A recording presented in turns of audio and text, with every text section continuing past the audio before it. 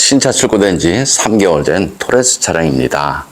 하부 세차를 하게 되면 자동차 부식 방지 되는지 보겠습니다. 여기는 운전석 앞바퀴 안쪽 부분이고요. 여기는 페인트 칠했습니다. 여기는 페인트를 칠하지 않았죠. 그래서 습기에 의한 부식이 발생이 되었다. 이렇게 보시면 됩니다. 여기 맨바 있는 부분 마찬가지 노란빛으로 보입니다. 노란빛으로 보이는 것은 페인트가 까져 있죠. 페인트가 까진 상태에서 물을 뿌려버리면 부식이 나는 것은 너무나 당연한 현상이고요. 신차 쓸 때 이 정도는 안전상 문제는 없습니다. 하지만 이런 곳에 물이나 염화칼슘이 닿아버리면 부품 전체에 부식이 날 수밖에 없죠.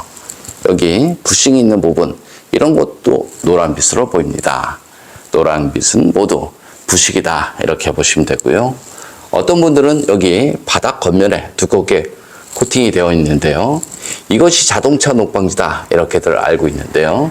이거의 목적은 진동 흡수가 목적이다, 이렇게 생각하시면 됩니다. 이유는 간단하죠. 그런 곳은 부식이 덜 나는 곳이기 때문이죠. 여기 로함 있는 부분인데요. 여기도 마찬가지 이렇게 금빛으로 조금씩 보입니다. 여기 맨바 있는 부분, 여기도 마찬가지죠. 페인트는 조금씩 까져 있죠. 뒷바퀴 안쪽 부분 마찬가지죠. 이렇게 페인트를 칠하지 않았죠.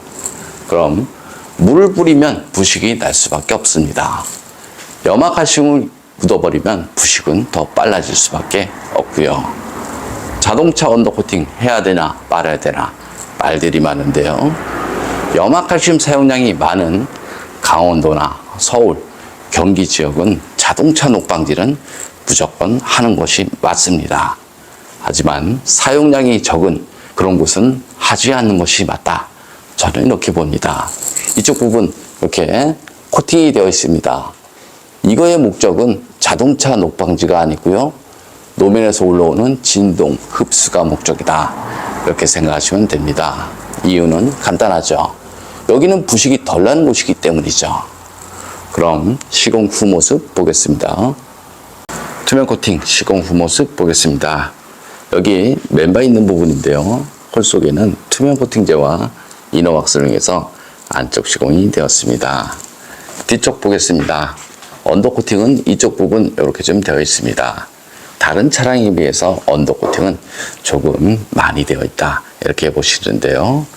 바닥 겉면에 사실상 아무리 두껍게 코팅을 해도 자동차 녹방지 아닌 이유는 간단합니다. 이런 곳이 녹이 잘 나는 곳에 두껍게 코팅을 해서 자동차 녹을 막을 수 있다면 그것은 자동차 녹방지 맞습니다. 하지만 10년이 지나도 여기에 부식이 없다라고 봤을 때 그곳에 코팅을 하는 것은 자동차 녹방지 아니다. 저는 이렇게 봅니다. 여기 뒤쪽 보면 이렇게 전기장치 있는 부분이 있습니다. 물론 방수는 되어 있죠.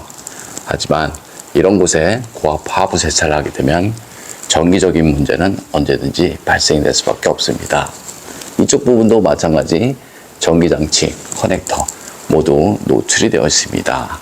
뒤쪽 보겠습니다. 뒤쪽도 마찬가지 이렇게 커넥터 부분이 있습니다.